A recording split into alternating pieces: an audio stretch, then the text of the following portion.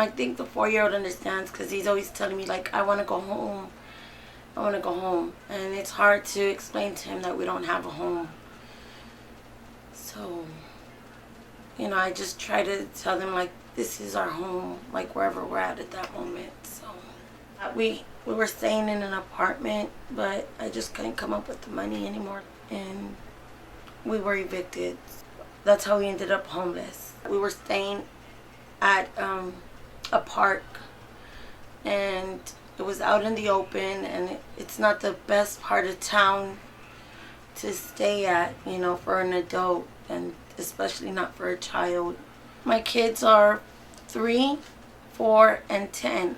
The 3 and 4 are boys, and the 10-year-old's a little girl. I didn't want to stay out in the open, so we ended up going to the abandoned house, and we actually lived there before, so that's why I chose that house. And I guess the people that were going in and out had left the back door open, so it was kind of easy to go into there, and there was no water, no light.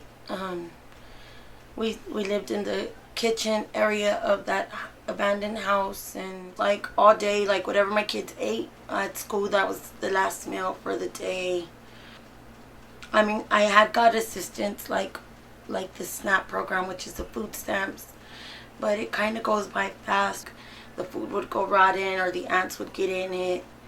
We just had just a few like uniforms for my kids for school, their backpacks, and my purse, like with everyday material like toiletries or whatever.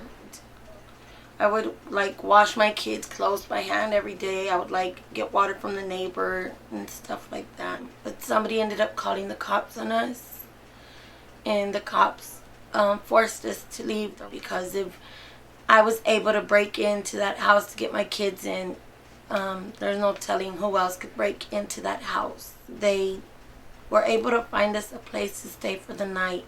The only thing was that shelter wasn't like a permanent living situation, so we had to find somewhere else to stay. And through a friend of the family, we were able to stay in a room, but it was just one little room, and it had light, but and water in the yard and stuff, but the restroom was outside, so we would have to take a shower outside, and have to use the restroom outside too.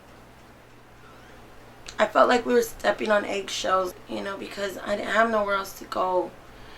But at the end, just enough was enough. Whatever was next for us, it was, we were going to be okay, even though we didn't know what it was going to be. But, that we didn't have to go through that anymore.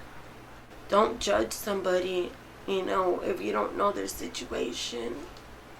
Like, unless you've been there, it's hard. It's not something I do for fun, to have my family just jumping around from house to house or having them suffer. It's not that I don't want to work or something. It's just, I don't know.